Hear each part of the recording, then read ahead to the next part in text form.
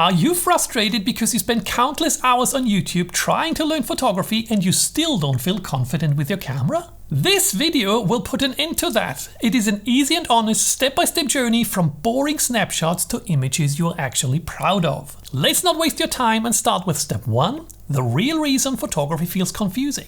Your eyes are fooling you. Let me prove that. My friend Beginner Wolf is shooting our neighbor's boy Tony playing basketball outdoors. Here is the image he got. Let's now go indoors. Here we are in a regular gym where kids play basketball. Let me manually dial in the same setting the camera chose outdoors and take a shot. And this is the result. No, I'm not joking. To my eyes, it still looks bright enough in here, but my camera doesn't seem to agree with that. So who is right, my eyes or the camera? Let's measure the light. Outdoors I got a reading of 80,000 lux. In here I only get a reading of 140 lux. That's 500 times less than outdoors. So the camera is right. Our eyes just do an amazing job in presenting us constant light levels. If they showed us the real amount of light, we would be totally lost as soon as the sun sets, or we would go indoors where there obviously is no sunlight at all. I assume you're not happy with the completely black image we got. To get a usable image, you would have to change the camera settings, because your camera settings are first and foremost the reaction to the amount of light that you have available. How to change them without getting a blur image or an image with a lot of noise is one of the most important things you will learn in this video. So the first thing you learned about light, the real amount is not what you see, but the amount your camera measures. But there is another thing about light in photography that is equally important. Light is usually a given unless... Please hold for a very important message. Unless you have a choice. The really great images are usually taken by choice, for example by carefully planning the time, getting up early and shooting in the best possible time and direction rather than just snapping what is there. Here is another example. Beginner Wolf likes to photograph his dog at home on his couch. This, on the other hand, is Nerdy Wolf. He goes outdoors when he photographs his dog, because as we have already learned, outdoors we have a lot more light available, and that can improve your images big time. Let's compare the two images. I'd say the difference is massive. I will soon teach you which outdoor light is best, but for now, let's just remember that you don't have to accept just any light. You have a choice. So scene brightness is the first component of image brightness, and you can probably imagine that it is the most important one. Let's now get to the 3 other components that are determined by your camera settings. The second one is aperture. The aperture is a hole in the lens of our camera that is usually variable in size. Except for smartphones, they have fixed apertures. What the aperture allows us to do is block some of the light in our scene from entering the camera by making the hole smaller. The higher the number you set for the aperture, the more light is blocked. I will teach you more about aperture in the next step, where I will also show you a much more exciting effect of aperture. Compare this image to that image, or this image to that image. Cool, right? So stay tuned. The third component of image brightness is exposure time. The exposure time determines how long the sensor that actually records the image is exposed to the light in our scene. Why does it matter whether the sensor is exposed longer or shorter? All the sensor basically does is gather light.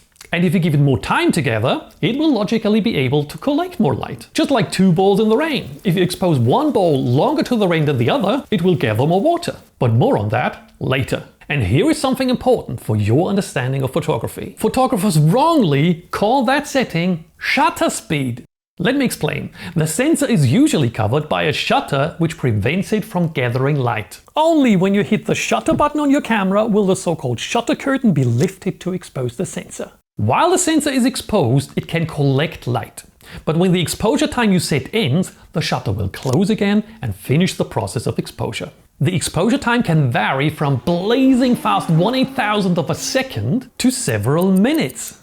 So the exposure time is variable. The speed at which the shutter opens or closes, however, is constant. What makes the difference is how long the shutter stays open to collect light. So when talking to other photographers, you probably have to use the word shutter speed. But for your understanding, always keep in mind that it is actually a time frame. To make your mouth water, just like aperture, shutter speed also has a creative component. Once you understand how it works, you can either freeze motion to get these images, or blur motion to get these images. I promise it is super easy, more on that in step 3 of this video. So, we talked about 3 components of image brightness. Let's get to the 4th. Remember, once the shutter closes, exposure is over. Exposure is over, but your image brightness is not determined yet, because there is that fourth component, the gain. If for whatever reason the light the sensor gathered is not enough to create the image brightness you want, you can add some gain to make it brighter. That gain is called ISO. Raising the gain, however, comes with a downside. It creates noise. You don't want noise in your images, do you? So if you can avoid raising ISO, do it. How can you avoid raising ISO? By using the real thing, namely light, instead of artificial gain. And that brings me to something very important. Despite photographers using the term exposure a lot, there is a difference between image brightness and exposure. Exposure is about real light. So first and foremost about scene brightness. How much of that scene brightness gets through the hole, called aperture, and how long that remaining light can expose the sensor so that it can collect the light.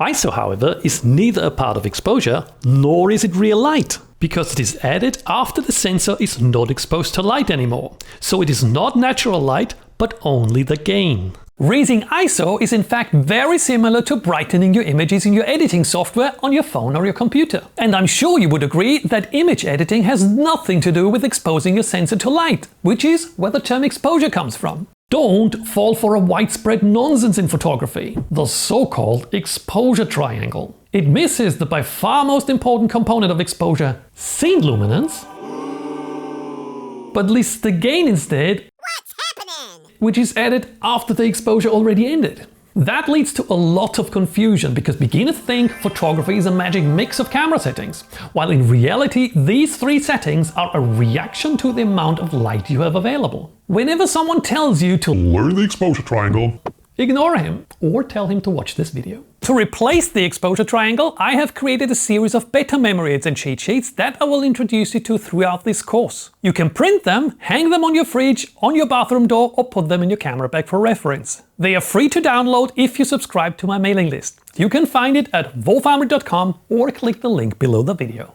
And now let's get creative with step 2, having an in-depth look at what you can do by changing your aperture setting. Like everything else in photography, aperture is usually explained in such a way that it is much too complicated. All it is a hole in your lens that can be made bigger or smaller. Remember, the light in the scene you want to photograph enters the camera through your lens, and right in the lens sits the aperture that is variable in size, except for smartphones that have a fixed hole. Now, logically, if you make the size of that hole smaller, a lot of the light will be blocked and less light will be able to continue its way to the sensor. Need proof for that? Here I'm standing in a room, and on the opposite side of the room is a window with blinds. If I close the blinds halfway, half the light will be blocked. And it's the same with the aperture. Close the aperture halfway and half the light will be blocked. Closing both 90% will block 90% of the light. That's pretty logical, right? What confuses so many beginners is how the aperture numbers, so your actual camera setting, is usually explained. The lower the aperture number you set for your camera, the brighter the image will be. What? Less results in more? That's not something you can memorize easily, so I hope for your understanding that I quickly have to flash it on you to get this explanation out of your head forever. That was a bit ridiculous. But let me now give you a bedtime mnemonic for aperture. The higher the number you set, the bigger the amount of light that will be blocked. Makes more sense, right? But besides its effect on exposure, aperture plays a much more exciting and creative role in photography. It changes the look of your images dramatically. Before we get to that, I have a very important announcement. I will not do that myself, but I will let the sponsor of this video do it, which is me. I wanted to introduce you to my revolutionary learning system that accompanies these YouTube classes. It will help you learn much faster with much less effort. I call that system the Wolf Method. It helps keeping what you learn by, for example, outsourcing a lot of your brain's resources to muscle memory. If you're not familiar with muscle memory, when you're learning to ride a bike, playing an instrument, or typewriting on a keyboard, at first, everything seems extremely difficult and overwhelming. But once it becomes second nature, you don't even have to think how to ride a bike anymore. You just do it. The Wolf Method uses that phenomenon and consists of a series of short drill exercises that accompany most of the lessons of this YouTube course. You will also get access to bite-sized reminder videos, perfect to fill those little pockets of time during your day. And then there's the Wolf Method community. Ask questions, share your progress, join live Q&As and image reviews. All that is super motivating, and as I said before, you learn extremely fast. As a bonus, you will even get a certificate for completion of the course at the end. What about the price? Honestly, it's surprisingly low, but this special introductory offer won't last forever. To keep it accessible, you can even pay in 4 installments. That should easily be worth the hours, weeks, or even months that you save compared to traditional photography learning methods. Plus, there's a 7-day money-back guarantee. No risk, just results. Don't miss out. You can find it at wolfhammer.com or click the link below the video. That's it. I'll let you continue learning. Thanks, Wolf. Back to Aperture and its creative effects. Let me show you 2 examples. Here is a shot with an aperture of 22. If you want to sound like a fancy pro, use an F followed by a dash when talking or writing about aperture numbers. That's why the aperture number is often called F number. So this image was shot at f22. And now have a look at this image shot at f1.4. Don't worry about what these weird numbers mean. They have their use, but we'll get to that later. In the first image with a large f number, the area from front to back that is in focus is much bigger than in the second image. You might be tempted to call that area that is in focus depth of focus. But no, photographers are weirdos again and call it depth of field. But depth of focus basically means the same thing and would be the much better term. Think of it as the depth of your subject that will be perceived as sharp in your image. So in focus. That's why in many languages it is called depth of sharpness, which would be much more intuitive. For now we'll use the term depth of focus until we dive deeper into the topic. But back again to the images. Did you realize something? How convenient. The bigger the f number, the bigger the depth of focus. So we can build up on our mnemonic from before. The bigger the f number, the bigger the amount of light that will be blocked, and the bigger the depth of focus will be. So bigger, bigger, bigger. But grammatically, that's not exactly... Photography is so easy if we just revise how it should be taught instead of teaching it how it was done in 1890. But it gets even better. How does the knowledge of depth of focus change how you are supposed to take pictures? In landscape photography, we usually want a bigger depth of focus because we want as much in focus as possible. For example, the foreground and the background. Same with macro photography. If you photograph an insect, you usually don't only want a part of its eye in focus, but as much as possible. And another use case for a bigger depth of focus is doing group shots. When shooting groups of people, you usually don't only want the person in front sharp, but everyone. In portrait photography, on the other hand, that is totally different. Many photographers like to use small f numbers to create a smaller depth of focus. That allows you to blur the background and make your subject stand out more. Compare this example at f16 to this one with an aperture of f1.8. I'd say the difference is mind-blowing. One thing you need to understand though is that not all lenses will let you choose such a low f number, and therefore not all lenses will give you the same amount of background blur. Let's compare 2 different lenses. On the left is a kit lens that usually comes with a camera, if you buy a kit. If you zoom in on the lens, the lowest possible f number you can set is f5.6. On the right is a so-called nifty 50 lens. With this lens you can go as low as f1.8. Can you see how much bigger the aperture opening is? I can tell you exactly how much. It's roughly 10 times bigger. The kit lens at its maximum opening blocks 10 times more light from entering the camera than the nifty 50. That would give you this image instead of that one. Yes, that's how extreme the difference is in regard to brightness. And how big is it in regard to background blur? Let me just compensate for the loss of light so that you can see the difference better. When it comes to blurring the background in a portrait, the kit lens will give you this image compared to that one shot with a nifty 50 lens. Pretty crazy, right? I will give you links to very affordable nifty 50 lenses in the description. So far we have had 2 effects of aperture: blocking light and changing the depth of focus, or depth of field if you will. Bigger f number, bigger amount of light that is blocked, bigger depth of focus. But there is one more effect of aperture. Let's do a quick product shot. First at the lowest aperture number when the aperture is completely open. Let me zoom into the image so that you can see the sharpness. Particularly cheaper lenses are not all that sharp at the lowest f number. Choosing a higher f number though will not only increase the depth of focus but also the general sharpness of the image. Here is the image wide open again, and then at a higher f number. And luckily, we again have a bigger, so our mnemonic for aperture continues. The bigger the f number, the bigger the amount of light that will be blocked, the bigger the depth of focus will be, and the bigger the overall sharpness. So whenever you think about the aperture, just think about bigger, bigger, bigger, bigger. 4 times bigger, the rest will fall into place. Unfortunately, there is a tiny caveat to that last part. While the overall sharpness increases with a higher f number, that is only true until you reach a certain sweet spot. That is usually at around f8 to f11. From that point onwards, the sharpness decreases again, due to a physical effect called diffraction. It wouldn't be me if I didn't have a sample image for you. Compare the same image we shot before at f11 to this image at f32. So let's make an asterisk on that last bigger. To help you even more, I have created this cheat sheet that you can hang on your fridge or put in your camera bag. You will get this and all memory aids and cheat sheets of upcoming lessons for free if you subscribe to my email list, the Wolf Letter. Check out the link in the description. No, it doesn't require to purchase the Wolf Method tools. It is just the email list. And now to the Wolf Method. This is the perfect time to do your first drill training that will nail the perfect aperture settings into your brain so that your muscle memory can take over. You can get access to these tools at wolfarmory.com. Remember, there is an introductory price, so you better hurry up. See you in the next lesson. I promise you will love it. To start, we first need a short recap of lesson 1. The light in our scene has passed the aperture, but our sensor is not yet exposed to that light because it is blocked by a shutter curtain. The image taking process will not start before we hit the shutter button of our camera.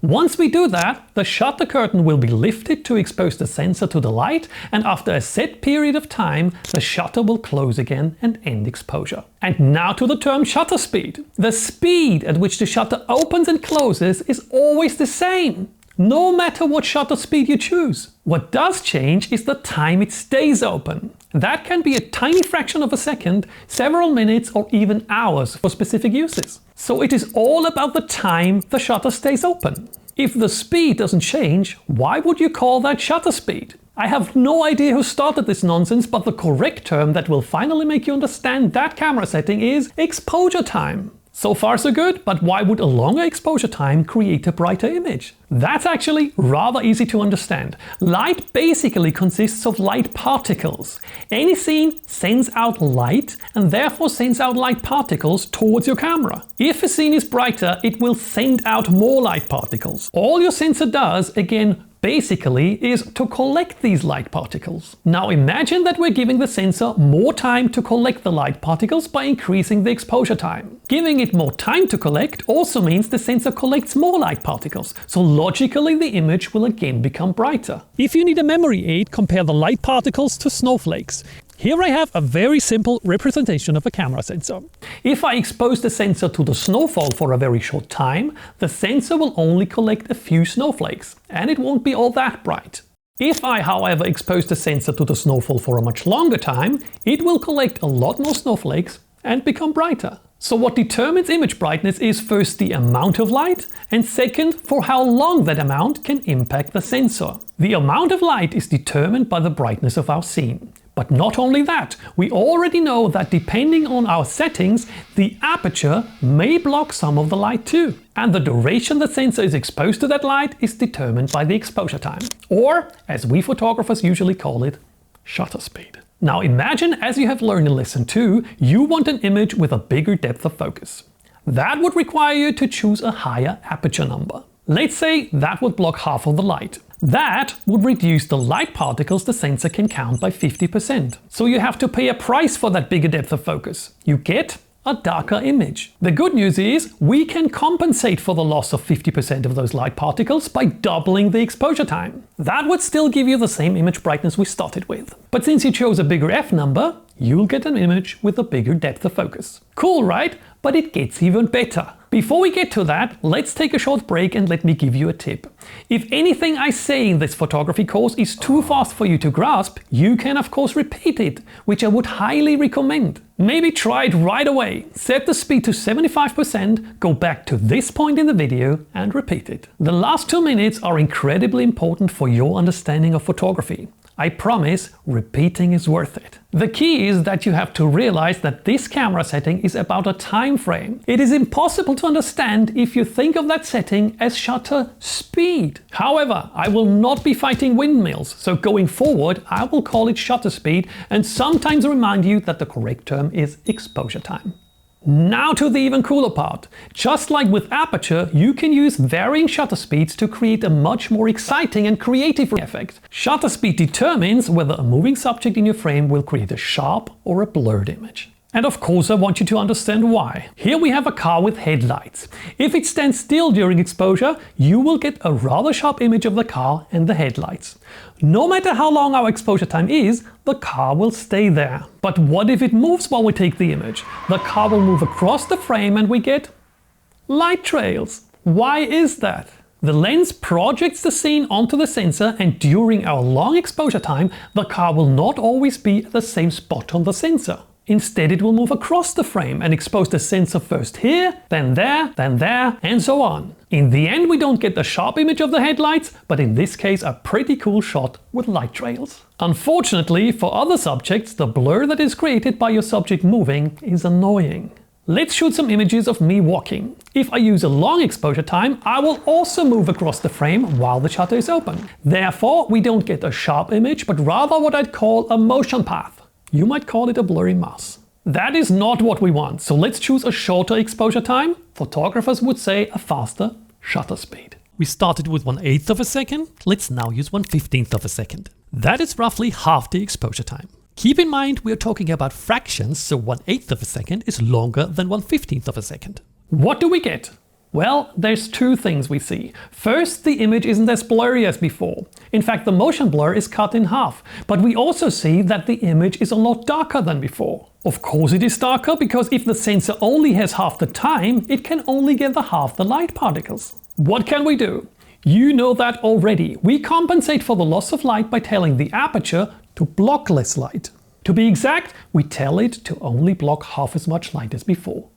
I hope you see the pattern. We get half the light when we choose a faster shutter speed, and we get that half back when we tell the aperture to only block half as much light. Another try and you see the image brightness is now the same as in our original shot, but I'm still way too blurry. So we need to choose an even shorter exposure time. Halving the exposure time again and trying 1/30 of a second will still give us a way too blurry image. So let's shorten the time a lot and go to 1/250th of a second. To go from 1/30th of a second to 1/250th of a second, I need to rotate the shutter speed dial by 9 clicks. And the cool thing is, to compensate with aperture, I just need to rotate the aperture dial by the same amount of clicks, only in the opposite direction. Another try and we see the image is much sharper. Actually, it is almost sharp, and it still has the same image brightness that we started with when we used 1/8 of a second. So in regard to image brightness, aperture and shutter speed are interchangeable. What we see additionally, by opening the aperture to compensate for the loss of light due to the much faster shutter speed, the depth of focus is already much shallower compared to our first image. Okay, but what if I don't walk through the frame, but rather run? I've put on super fast clothes for that. I hope you appreciate me making a fool out of myself. If you do, don't forget to click the like button. I'll wait for you until you've done that. Ready? Thanks. Okay, what did we get? Leaving the settings exactly as they were when I was walking, I'm suddenly blurred again. Why is that? Well, I moved across the frame much faster than before, and that's why I left a motion path again instead of a sharp image. So we see, the faster your subject moves across the frame, the faster your shutter speed has to be. Well, again, it's actually not a faster shutter speed, but rather a shorter exposure time. But we won't fight windmills. Despite being totally exhausted already, let's do another try with an even faster shutter speed. Let's try 1/1000th of a second. Okay, that's sharp now, but I forgot to compensate for the loss of light by changing the aperture. Well, to be honest, I didn't forget. The problem is the aperture is already set to the lowest f number that is possible for this lens, so it is wide open. I wonder if you can already guess what we can do to still get an image that is bright enough. But to learn in a structured way, we won't discuss that now. We will talk about it in lesson 4 of this course. For now, let's say goodbye to the exhausted runner wolf. In this video, we will continue with a few creative sample shots that are supposed to show you what you can achieve with different shutter speeds. But before we do, I have to mention another source of unwanted motion blur. What if it's not your subject that moves while you take the image, but you shaking the camera? Not deliberately, but because you don't hold it 100% still. In that case, you would also get a blurry image. To avoid that, you can stick to a formula that I also explain in the cheat sheet. use a shutter speed that is faster than 1 over the focal length you're using. So if you're using a 100mm lens, use a shutter speed faster than 1/100th of a second to avoid motion blur due to you unintentionally shaking the camera while pressing the shutter. That is obviously less of a problem if you use a tripod. Okay, now I will show you some creative sample shots. I have listed the shutter speeds that I used. You've seen the light trades already. There are lots of opportunities for roads, no matter if mountain roads or roads in the city. Just go out and experiment. I promise you will love it. Other popular subjects for long exposure photography are fireworks and of course waterfalls. All these shots are based on the fact that moving subjects create a blur if you use long exposure times. Even star trails are possible if you extend the exposure time long enough. Or getting silky smooth water on the coast despite crashing waves. But of course, more often than blurring, you want to freeze motion. For example, to photograph your kids playing basketball, your running dog, or birds in flight.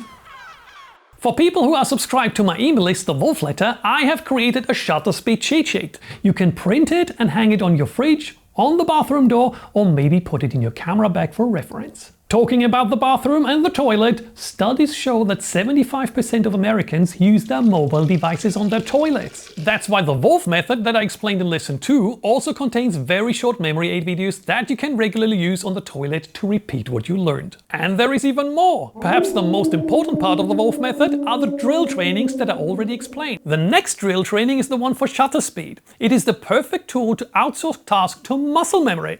And it is already waiting for you at wolfarmory.com. But now I need to get busy. See you in the next video that will bust a few more things that you thought you knew about photography. I cannot emphasize enough how badly ISO is explained in photography. ISO changes your camera sensitivity to light. Use ISO 100 in daylight and ISO 1600 at night.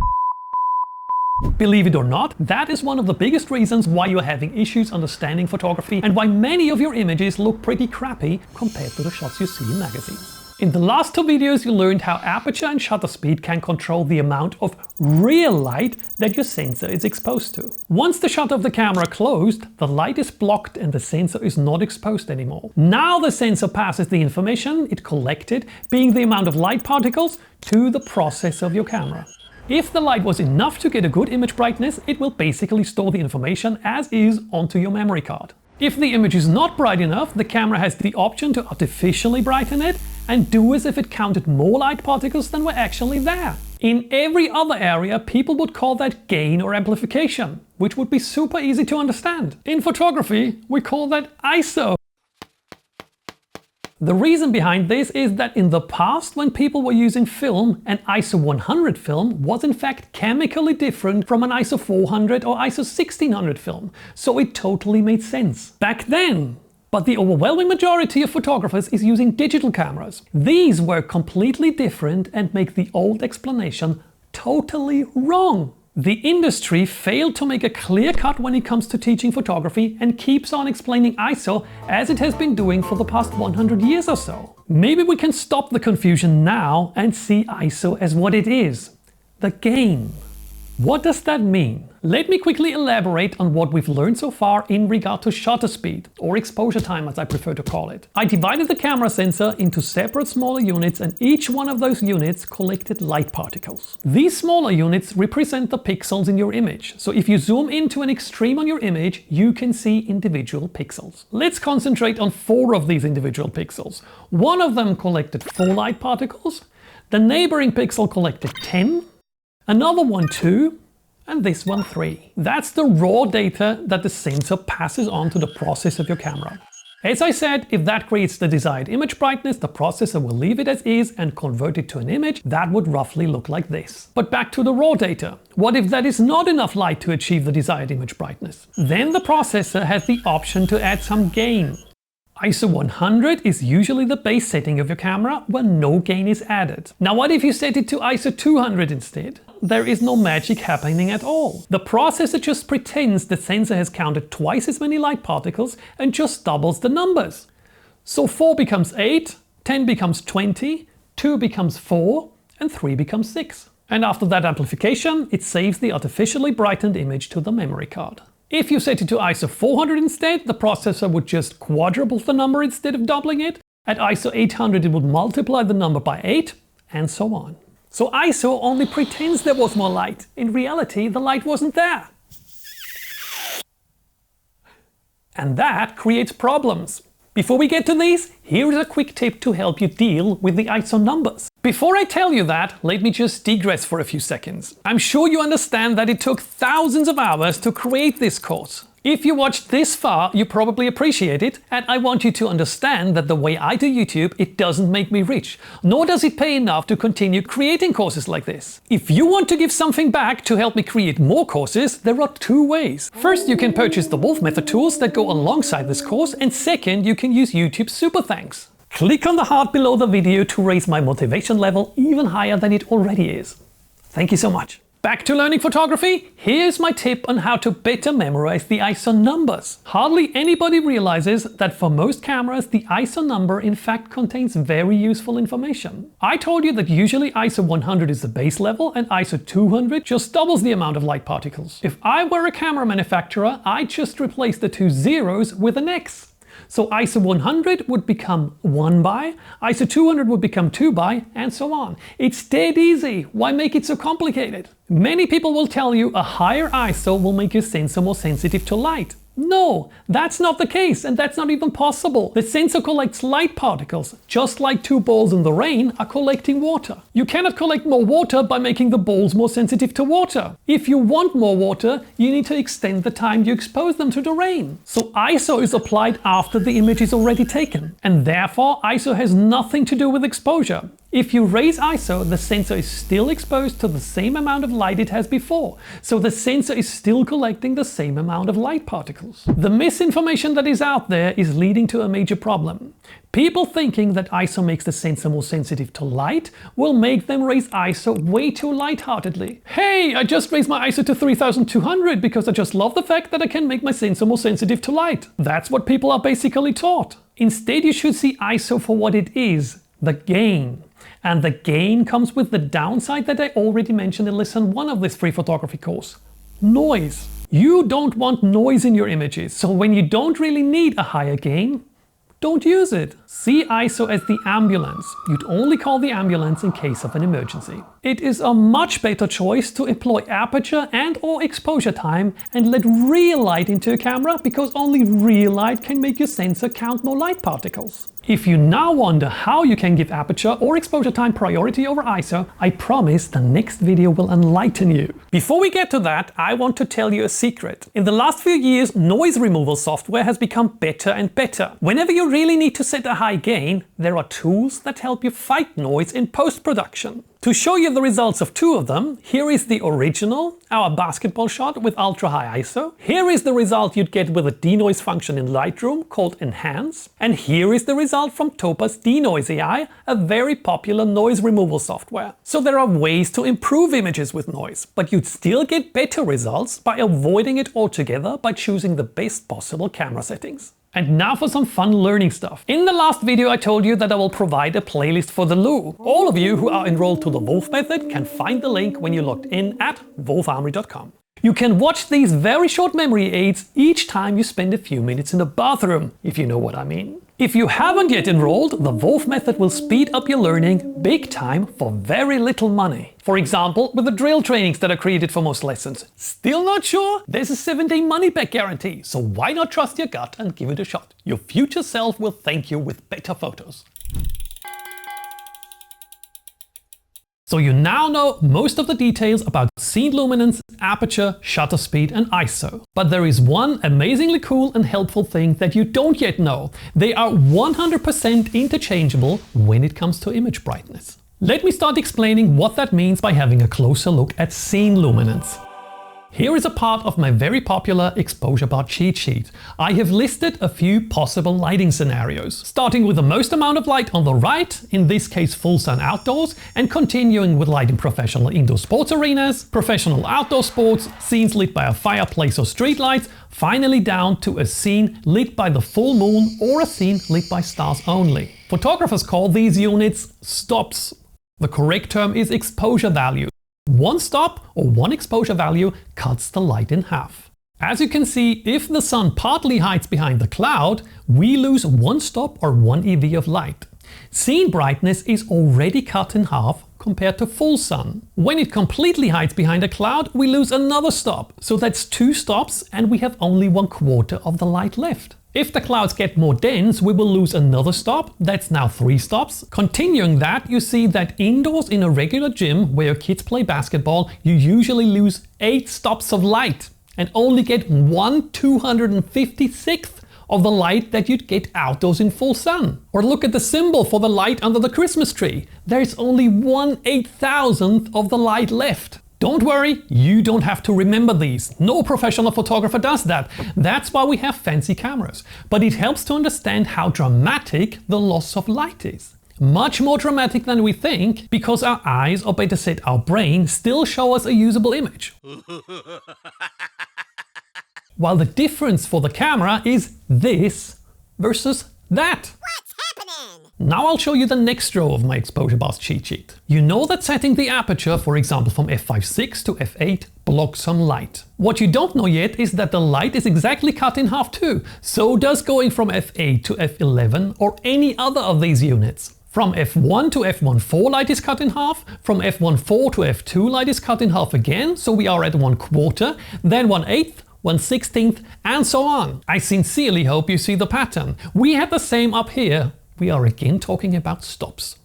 And now you're probably not all that surprised that the same is true for shutter speed. Let me reveal the next row of my cheat sheet. Actually, there are 2 rows for shutter speed because in modern cameras you can set it from 30 seconds to 1/8000th of a second, lately even more. Again, you don't have to remember any of these exact values, just remember that every single of these possible settings is a stop and cuts the light in half. Easiest to understand, of course, going from 2 seconds to 1 second, because 1 second is half as long as 2 seconds. Why don't you have to remember all that? Because it gets even easier. 1 stop on your camera is represented by 3 clicks on either your dials for shutter speed or aperture. 3 clicks on your camera dial will cut the brightness in one direction in half or double the brightness in the other direction.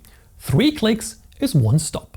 That's why I have added the possible value for third stops to my cheat sheet. Each of these lines now represents a third stop, or 1 click on your camera. And believe it or not, it gets even better. The same is true for the gain. Remember, that's ISO. 3 clicks means doubling or halving image brightness. And if the same is true for all 3 camera settings, it means they are completely interchangeable when it comes to image brightness. So let's say, like in our example from lesson 3, we raise the shutter speed by 3 clicks. To compensate for that loss of light, all we need to do is adjust the aperture by 3 clicks in the other direction. Or if aperture is already at its limits for the lens we used, we could compensate with ISO instead. That's super easy. A click is a click is a click. Unfortunately, there is one exception. A few Canon entry-level cameras wouldn't let you set third steps for ISO, but only full stops. Thank you, Canon, for unnecessarily making photography more complicated for beginners.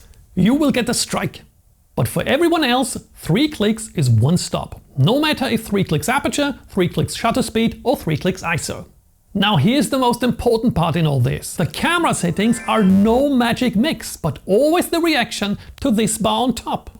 Scene brightness. If scene brightness gets darker by 1 stop, we need to compensate with one of the other settings down here. So let's say you photographed your kid outdoors playing basketball. You took an image and the camera chose 1/1600th of a second. What would that mean for an indoor shot? We would have to go from 15 down to 7. From 15 to 7 would be 8 stops. If we'd compensate those 8 stops by choosing a slower shutter speed, or better said a long exposure time, we'd end up at 1/6 of a second.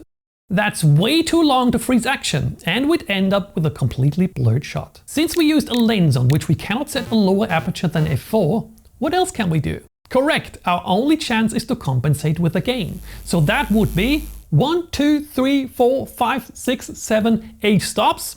We end up at ISO 25,600. That's extraordinarily high, and you'd end up with a pretty crappy and noisy image.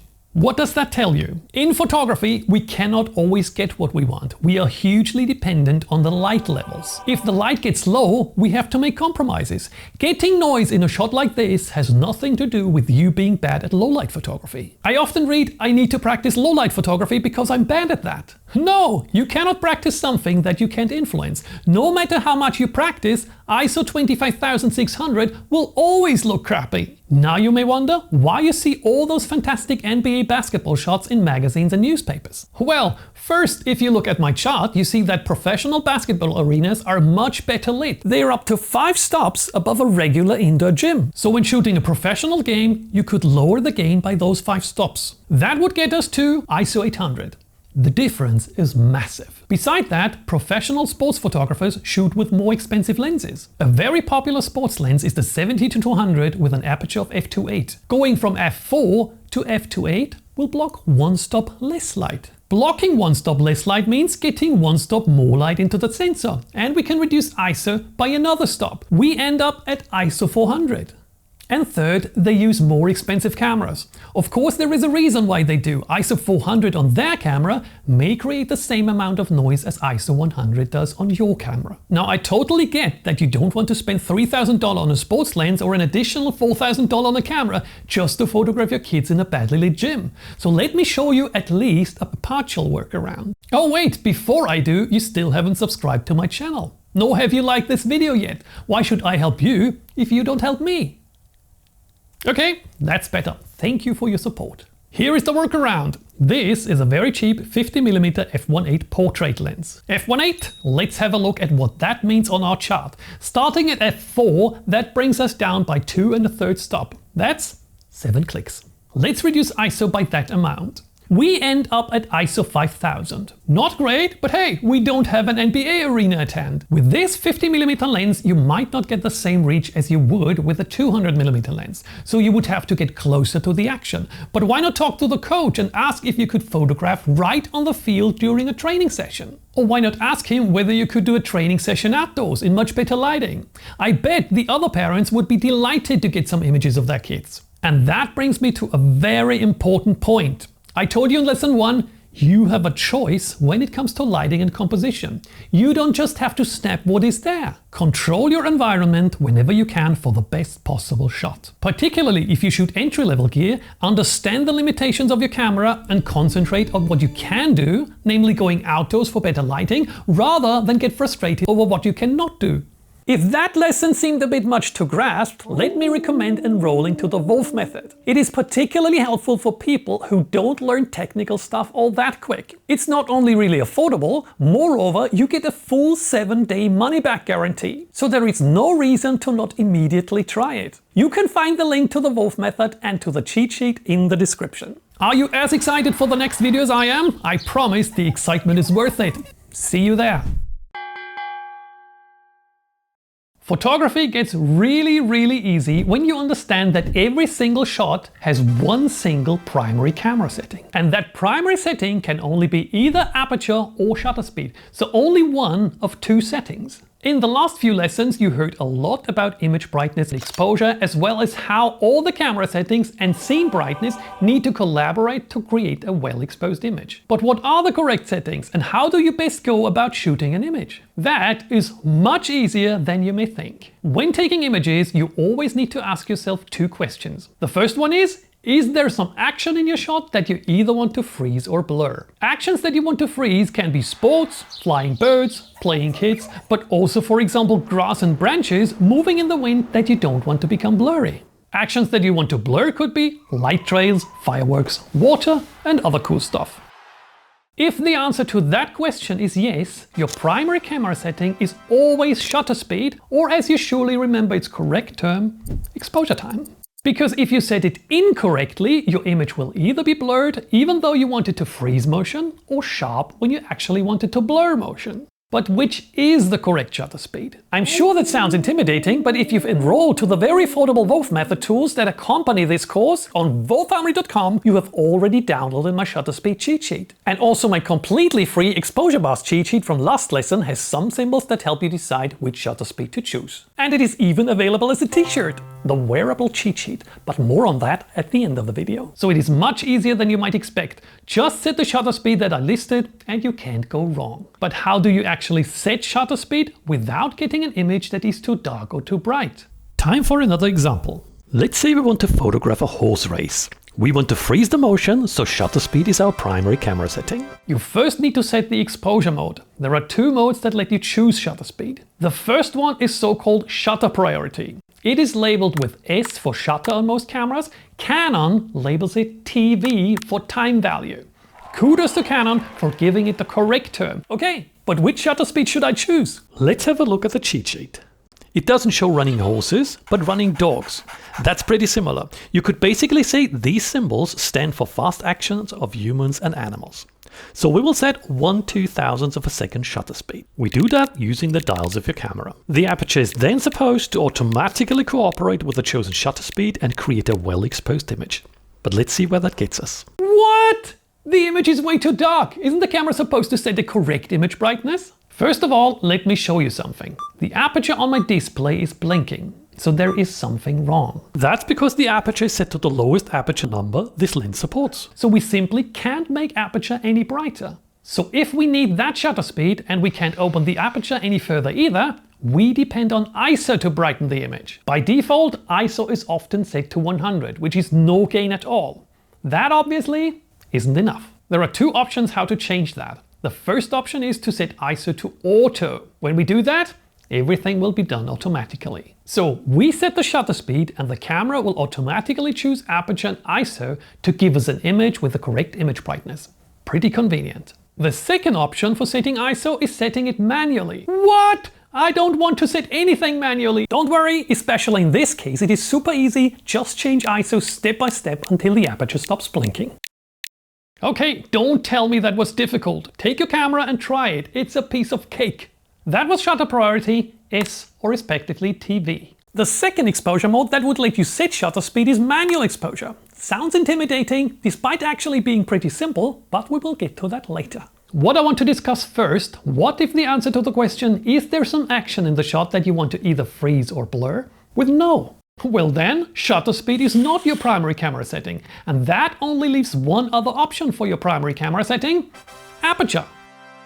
So the second question you need to ask yourself when your answer to the first question is no is, do you want a big or a shallow depth of focus in your shot? So now aperture is your primary camera setting. Let's have a look at my exposure bar cheat sheet. You want a shallow depth of focus when you want to blur the background, for example in portraits. You want a slightly bigger depth of focus when you're shooting sports.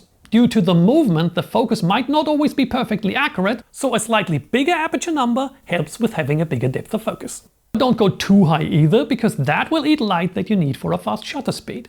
An exception would be if you have a camera and a lens with a very fast and reliable focus. In that case, you don't need to play safe, but can use the lowest aperture number available. We will get to focus in the next lesson though, so stay tuned. In a group portrait, people often don't line up perfectly, and you want both the people in front and the people in the back sharp, so you raise the aperture even more. In a landscape shot, you want to get a rather big depth of focus, with the foreground and the background sharp. Plus, you want to get the maximum overall sharpness, which usually is around f8 to f11. Remember, above that an effect called diffraction kicks in and makes your images increasingly soft. That's what the big H stands for. And finally, you want a really big depth of focus for macro shots, when diffraction can be an issue, but depth of focus might be even more important. So, all the info is in this simple cheat sheet. How do you set aperture? Let's create another real-life shot. We are going to photograph this beautiful skyline during daylight. To water your mouth, we will also photograph it in the so-called blue hour later in the course, but for now, let's stick to daylight. Technically, a cityscape is a landscape shot. Landscape? Let's check out cheat sheet. Ideally, we need f8 to f11. We set the camera to aperture priority, set f11, and the shutter speed will be set automatically to give us a well-exposed image. That was pretty easy, right? But will that always give us such a perfect image? Let's take another shot. I went up the hill to photograph the same scene from a different perspective. This time after sunset, when there is much less light. The camera is still set to aperture priority. Let's take a test shot. What in the world? The image is totally blurry. Why is that? Before I answer that question, let me once again remind you that repeating is probably the most important component of learning. This lesson 6 deals with the one part of photography that is the most difficult one to comprehend, and I feel you might be close to giving up because it seems overwhelming. But trust me, nobody has ever really understood photography by watching any video once. That simply doesn't work.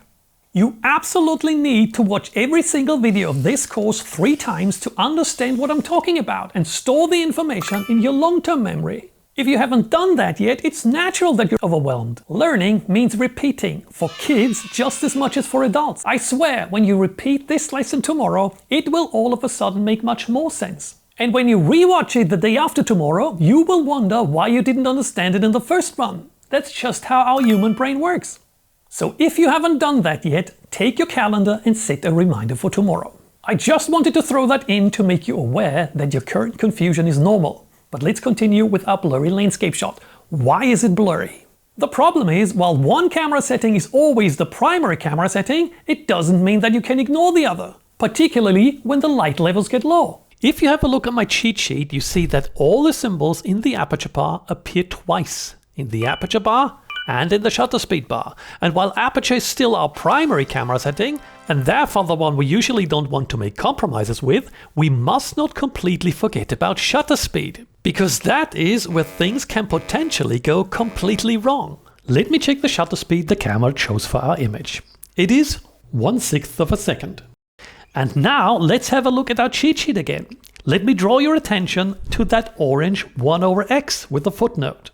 If you handhold your camera rather than put it on a tripod and use a shutter speed that is slower than 1 over the focal length you're using, chances are that you will shake the camera while pressing the shutter, and that would create motion blur. Because now it is not your subject that is moving like I did in lesson 3, but rather the camera. The result is the same though, motion blur.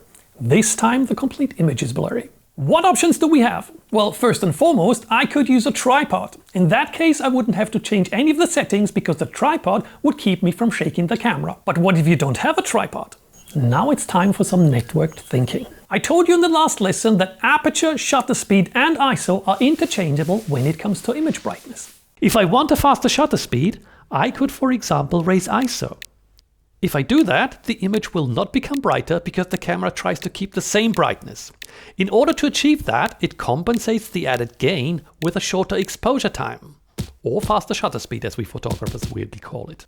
So raising ISO is the second option after using a tripod. But that again would mean that I get more noise due to the higher ISO. That's totally fine if you really need it, but let's see if we can avoid it. So let me undo that. The third option is that I could make a different compromise and say, okay, I can live with a low aperture number, f8 should be enough. If I set that instead of f11, we also see that the camera will choose a faster shutter speed to compensate for the additional amount of light that will enter the camera if I block less light. Remember, lower number, less light is blocked. Back to setting our camera. I'm using a focal length of 28mm, so I need an even faster shutter speed. That means I have to make even more compromises because I need a shutter speed of at least 1/28th of a second. If you look at the cheat sheet, 1/28th isn't even available, so I have to use the next fastest shutter speed, which is 1/30th of a second. If I try to get there by lowering the aperture number, I would have to go as low as f5. If you don't want to go that low, you can also split the compensation. So you could, for example, lower the aperture by 2 clicks to get to 1/20th of a second, and then raise ISO 2 clicks to ISO 160 to finally get the shutter speed to 1/30th of a second. What you again see is that you are hugely dependent on the amount of light you have available. Shots that are easy in bright daylight can become pretty tricky when the light levels get low. However, I'm sure you agree that it is a pretty cumbersome workflow when you need to adjust a different setting in order to make the camera change the one setting that you actually want to address. And that is why many photographers feel that shooting in manual exposure is actually easier because you get direct access to all 3 brightness settings. Let me show you how easy it really is using the example of our landscape shot. Let's start from scratch again. First, I changed to manual exposure. Are you nervous? No need to be nervous. Trust me, this is going to be easy. Our primary camera setting is still aperture, so we set f11. Please note that neither shutter speed nor ISO are changed to compensate for the loss of light the higher f number causes. We are in manual exposure, so we are in charge, not the camera. We do know that we don't want motion blur in our handheld shot, so we know that we must not go below 1 over focal length. I'm still using a 28mm lens, so I must not go below 1/30th of a second. We leave ISO at 100 because we want a noise-free image. Now, how can we check if that gives us a well-exposed image? We could take a test shot, but we don't even need to do that. Every camera displays a great little helper, the exposure meter. It is either displayed as a bar or as a simple decimal number. And what a coincidence, it again has increments of thirds. So minus 1/3 is 1 click underexposed. 3 clicks is 1 stop, so minus 1 is 3 clicks or 1 stop underexposed. If the image would come out more than 2 stops underexposed, the camera would display an error or the decimal would be blinking. So if we take a look at the meter, we see that the image would turn out way underexposed. To change that, we need to make it brighter. We will leave shutter speed as is because we don't want motion blur. Let's start by changing aperture. Let's see if we can live with an aperture of f8. That's 1, 2, 3 clicks or 1 stop. While we set that, we saw that the exposure meter changed from more than 2 stops underexposed to minus 1 and 1/3 stop. We are still 4 clicks underexposed though.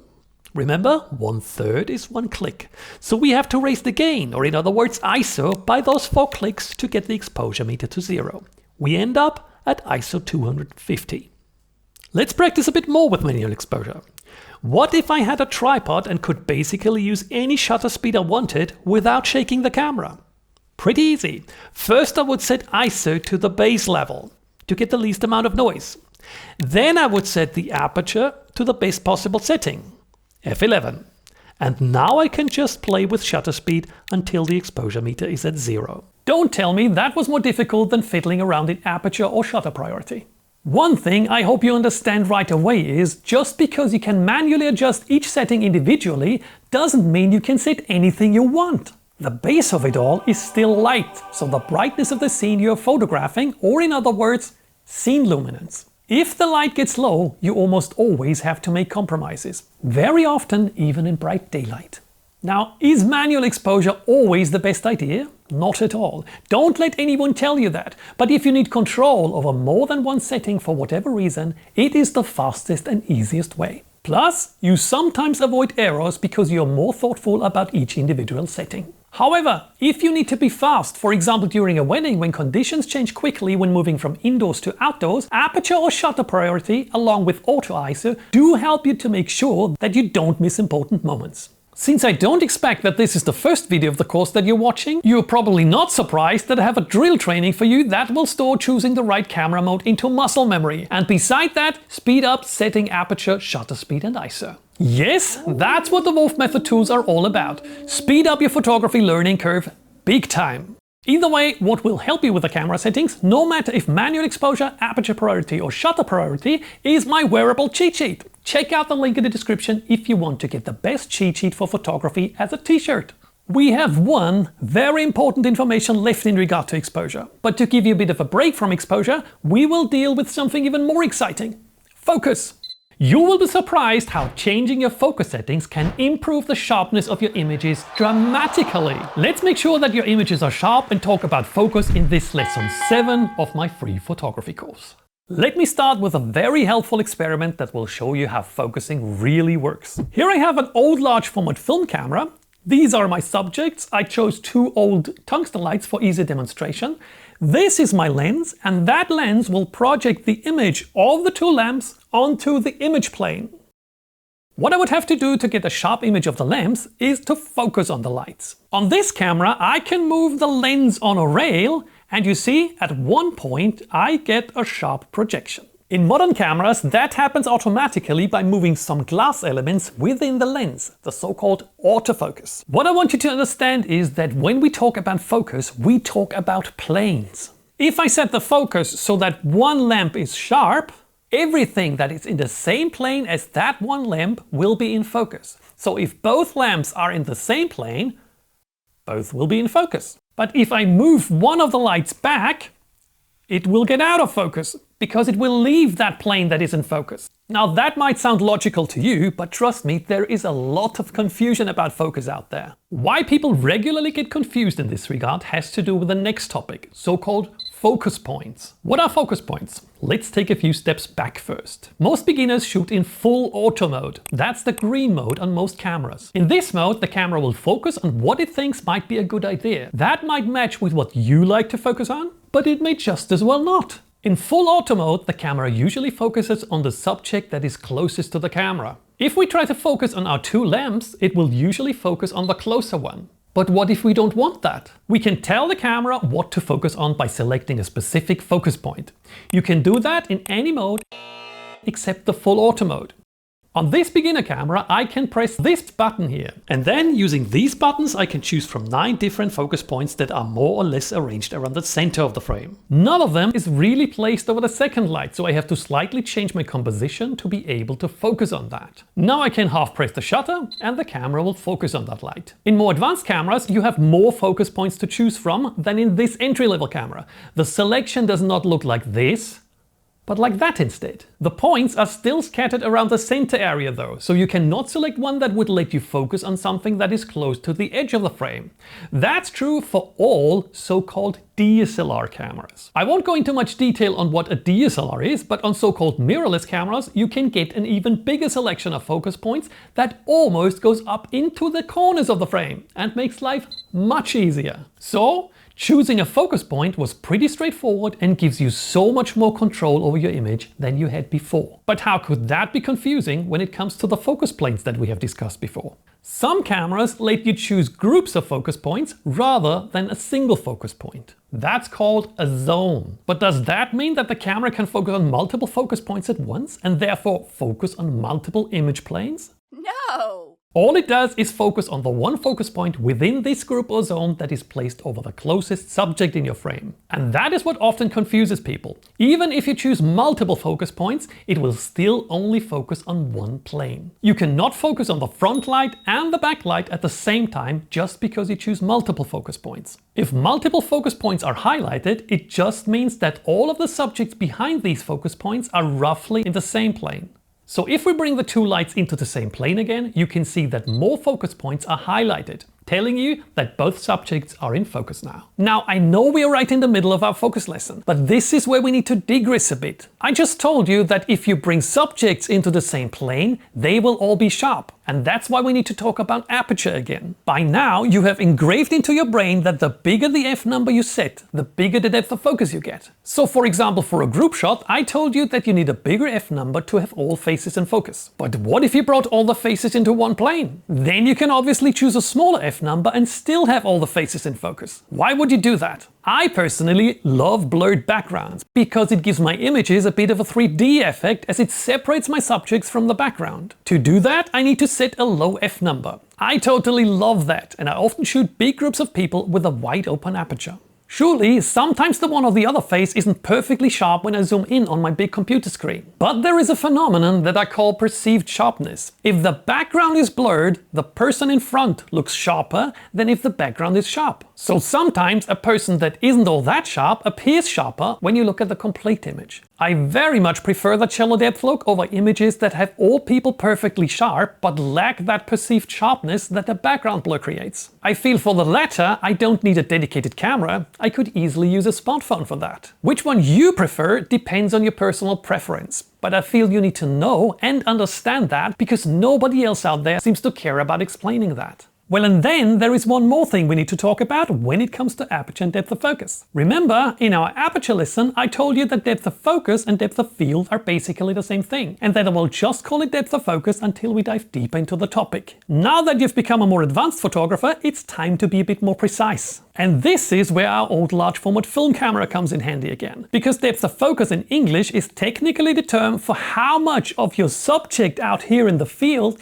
is projected sharp onto this side of the lens, the image side. I won't bore you with physics or formulas, but I want you to be aware that this side of the lens is called depth of focus and the other side out in the field is called depth of field. The difference in practical photography is basically semantics, but some photographers love semantics, so I wanted you to know that. And that depth of field is actually something you can calculate. There are charts available, but I'd rather recommend to get an app. Like for example PhotoPills, where you can enter the camera, the focal length and the aperture number you use, and the app will calculate how big the depth of field will be at a certain distance to the subject. Sounds super complicated, but it is not. And I personally only use it out of interest and never for practical photography. Reason being is that it doesn't take into account the before mentioned perceived sharpness.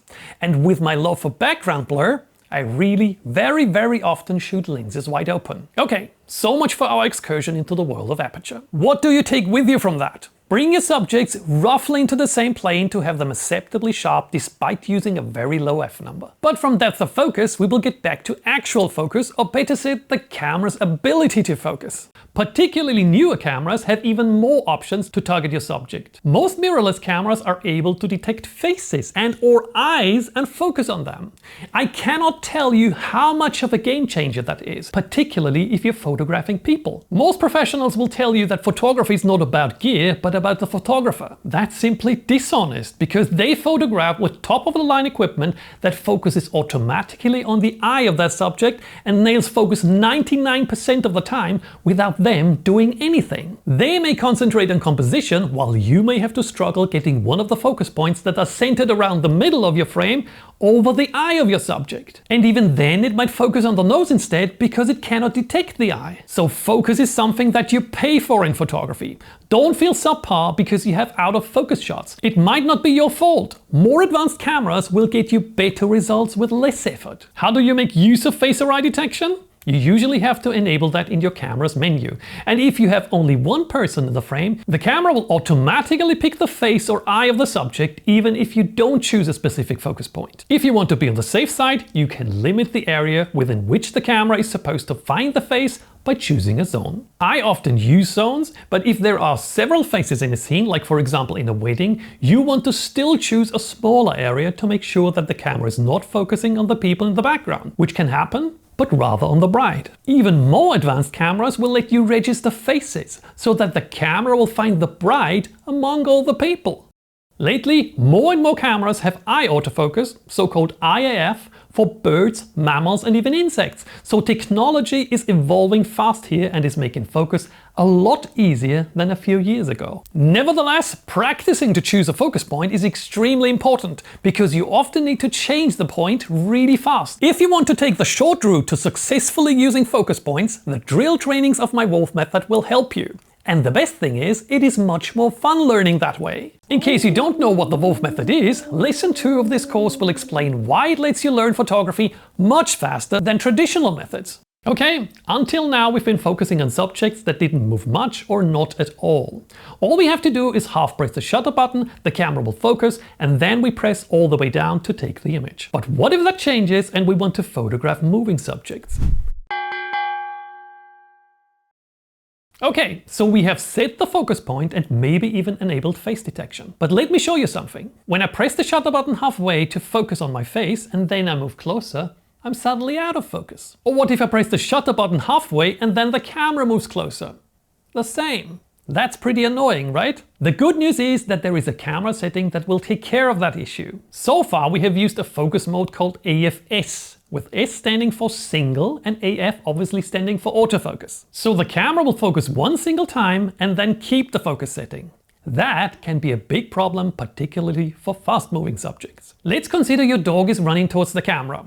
From the moment you press the shutter button halfway to focus to the moment you pressed it down fully to take the image, the dog has moved further towards you and left the plane you focused on. That's definitely not what we want. Luckily, there is another focus mode called AFC, with C standing for continuous. So instead of focusing once, the camera will continue focusing as long as you press the shutter button halfway. So now if I go closer, my face or eyes will stay in focus. Talking about eyes, by the way, your goal is always to focus on the eyes, no matter if you photograph humans or animals. Only if the eyes are in focus, your image is considered to be in focus. If your subject looks to the side, you always want the one eye sharp that is closer to the camera. If the other one is sharp, it is usually considered to be out of focus. Back to AFS and AFC. If AFC is focusing continuously, isn't that the perfect solution for everything, you may ask? It sounds pretty convenient if the camera takes care of that. Well, not exactly. For decades, AFS was the more accurate focus mode. The camera simply took more time to precisely focus on what you told it to focus on. And if you gave it more time, it did a better job. For images of non-moving subjects like flowers, landscapes, and for portraits. So whenever possible, you would choose AFS. That now slowly changes. For the newest so-called mirrorless cameras, focus in general is so precise and accurate that it doesn't really matter if you use AFS or FC. So you can basically always use AFC. Now, how do you know if your camera is that good at AFC? You can only experiment and see how good it really is.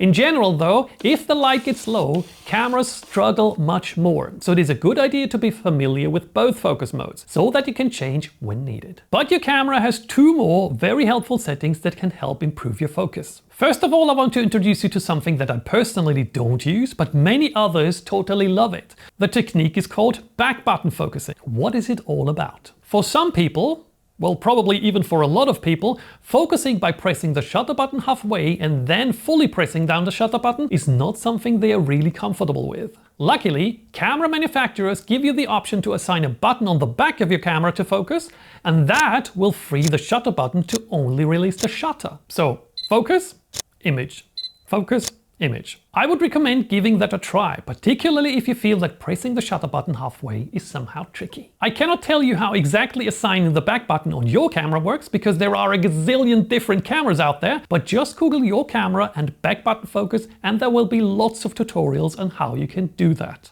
People get very emotional over back button focusing, just like they get emotional over everything that has to do with photography. I sincerely ask you, don't go down that route. If you like it better, awesome. If you don't, why do you want to make others use your method? Doesn't make sense at all. We are all way too different to use the same technique. Some have a faster trigger finger, others have a faster thumb. All good. You don't gain anything if you force others to use the same technique you do. All it weirdly does is make you emotional and create hate. Okay, but back on topic. That was the first trick I was talking about. There is one more, a bonus trick so to say, but before we get to that, we need to talk about manual focus. There are certain situations where the camera will not focus on the subject you want. That includes extreme low light, like for example taking images of the Milky Way, or photographing through a fence in a zoo, where the camera doesn't know whether you want to focus on the fence or on the animal. And since I told you that it usually focuses on the closer subject, chances are that you'd get a lot of fancy fence images. Luckily, manual focus has come a long way and there are two tools that make it much easier. First and foremost, you can magnify your subject on your display. On a DSLR, you would have to change to live view to get the live image onto your display. On a mirrorless camera, it's always there. You can even view the live image when looking through the viewfinder, which can be helpful if it is really bright outside and you can hardly see the image in the display. Then you can change to manual focus, and while the image is magnified, you can see so much better whether your subject is in focus or not. Most cameras will even automatically magnify the area around your chosen focus point as soon as you start rotating the focus ring. Once you let go, the display jumps back to the normal, unmagnified view. Now, I have mentioned the Milky Way. That is particularly tricky to manual focus as the stars are very dim and small. I will create a dedicated Milky Way or better said stars photography course soon, but one thing I want to mention when it comes to focusing is a great tool that I found, the Focus on Stars filter. It's a derivation from the well-known Bartinov masks that helps you focus on stars.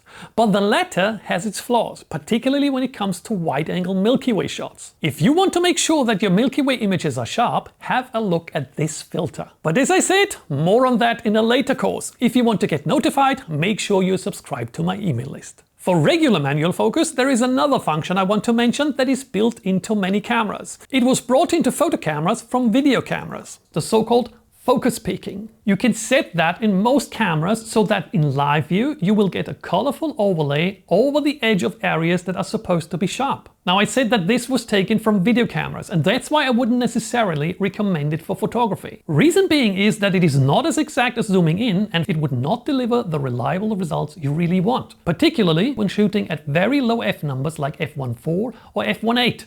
Where the depth of focus is really shallow. And when talking about focus and sharpness, I want to reveal another secret for you. Editing tools have become much more powerful in this regard, and images that aren't all that sharp to begin with can easily be made sharp with software. My software of choice in this regard is Topaz Sharpen AI. No, this is not a sponsored message, I just personally often use it even on images that are actually sharp, as Sharpen AI doesn't over-sharpen the image if you use it correctly. However, don't expect wonders for images that are completely out of focus, but slightly out of focus images can be improved big time. If you are interested, give it a try. They have a trial version. I'll put a link below the video. Okay, now for the last trick, which has become my favorite focus tool. It's not actually a trick, but rather a setting, a way to focus. It is called focus tracking. Well, some cameras call it focus tracking. I'm sure there are some out there that have a weird name for it. Just like every camera function seems to need a different name on different cameras. Manufacturers are weirdos and pretty selfish too. What does focus tracking do and how does it work? Once enabled, I set the focus point over the subject I want to track, and then I simply hold the shutter button halfway. The camera then registers the subject, and no matter if the subject moves or if I move the camera, it tracks the subject across the frame. That is a game changer when it comes to tracking a motorbike driver, a flying bird, or anything that moves fast. You can now concentrate on framing the subject and leave the focus to the camera. Logically, it doesn't work on every camera. Just imagine you have an entry-level or older DSLR with 9 focus points that are additionally scattered across the center of the frame. If your subject moves somewhere in between the focus points or somewhere into the corner of the frame, how could the camera focus if it doesn't have a focus sensor there? Modern and higher-end cameras have 600 plus focus sensors scattered across the complete frame, so they can focus on wherever the subject moves. So as I said before, don't let anyone tell you photography is all about the photographer. Focusing on modern advanced cameras is 1000 times easier than with entry-level cameras. That again doesn't mean that you have to buy the latest and greatest gear, but it means that if you don't have one of these cameras and your images are often out of focus, it's not necessarily your fault. Even the best pros might have a lot of out of focus shots with your camera. Many professionals obviously want to make you feel subpar and make them appear as the best thing since sliced bread. But back on topic, let me just show you as an example how easy it is to set focus tracking on my camera. Instead of selecting a regular focus point, I can just select the tracking point. I have different sizes available, I only have to select one of them and I can start focus tracking. Super easy, super convenient. When appropriate. You usually don't need focus tracking for regular portraits. Oh, I forgot, there is another focus trick. Enroll to the super affordable and effective Wolf method that accompanies this course. Part of it is a dedicated drill training for focus. That will transfer your focus settings to muscle memory and frees your brain's capacity for the creative part of photography. You can enroll at wolfarmory.com. Talking about creativity, we will soon get to the most creative parts of photography. But before we do, we have that final exposure lesson. Here we go. Let's say you want to photograph a sheet of black paper and a sheet of white paper. The camera can measure the brightness of both subjects, but it doesn't know what it is actually looking at. And not knowing what it is looking at, it doesn't know what to output it to. For example, white paper in the middle of the night is darker than black paper in sunlight. How does the camera know that it needs to output the white paper as white and the black paper as black?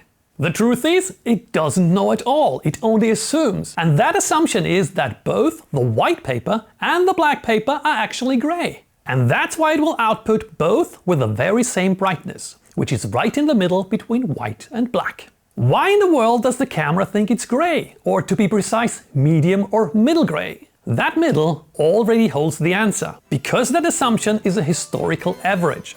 Back in the days when camera manufacturers started developing auto exposure modes, or in other words, the in-camera metering that helps us expose our images up to this very day, they needed to come up with a reference. Because it is one thing to measure the light, but not knowing what you are photographing, you don't know what to do with that measurement.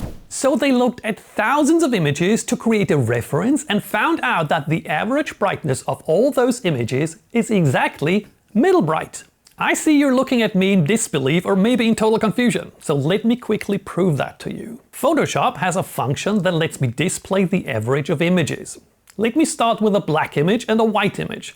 They are both on separate layers, stacked over one another. For those of you who use Photoshop and want to follow along, I right-click on the selected layers and choose Convert to Smart Objects. Now I can go to Layer, Smart Object, Stack Mode and tell Photoshop how it shall display the stacked layers. I choose Mean because that will display the average of the layers. And we end up at middle gray, so the exact average between white and black. Okay. But that was only white and black. What if I do the same with two images instead? Let me use an image of a dead bee on white background. If you want to know the full sad story, you can watch my focus stacking tutorial on YouTube. And as a second image, I'll choose a shot of soap bubbles on black background. I convert both layers together to a smart object and let Photoshop calculate the mean. The background is again the average between white and black, which is middle gray, and the other parts of the images are also averaged, but they are nowhere near gray. If you had a statistics class, you have learned that two samples are not really statistics. You need many more samples to create a serious mean value. So let's do that. I have opened 120 images from the past few years as layers. What do we have here? A dark image of a deep sky, bright images in snow, macros, landscapes, wedding shots, birds, aerials, the other is mostly blue, another one yellow, a red one, the moon, you name it. Just a random mix of images that are prepared for my Instagram. By the way, that is wolf.amri if you quickly want to pause and follow me there. Are you curious about the output? This is the mean of those 120 images. Pretty grey and pretty uniform if you ask me. If I take 240 images, it will get even more uniform, and so on and so forth. Now imagine you took all the shots you will ever take in your life. I promise it will be pure grey and absolutely monochrome, so only one color. So the average brightness of an image is in fact middle grey, and that is why cameras try to output everything we photograph to that color. That works way more often than you may think. For example, this landscape. The average brightness of this image between the white snow and the dark shady areas is middle grey. So the camera would expose that pretty well. Also for this image. The blue background is medium bright and the average between the white petals and the dark branch is also medium bright.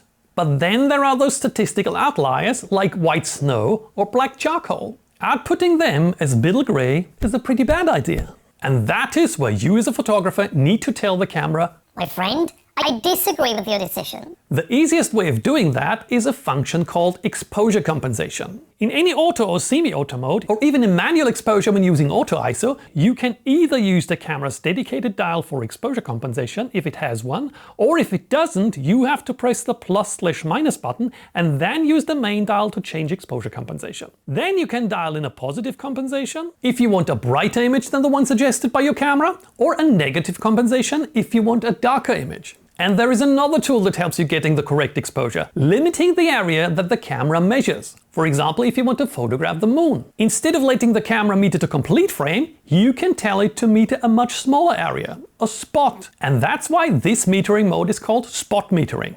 You can set that in the menu of your camera, and it is not only helpful for the moon, but also for example for backlit portraits and other stuff. You can of course also combine spot metering with exposure compensation. And you can even combine spot metering with manual exposure to get the exposure indicator that I introduced you to in lesson 6 to only meter the area within that spot. One thing I have to tell you though, even if you get the exposure 100% correct, chances are that you still over and or underexpose parts of your images. Reason being is that our eyes again are much better than our cameras and are able to capture a much bigger so-called dynamic range.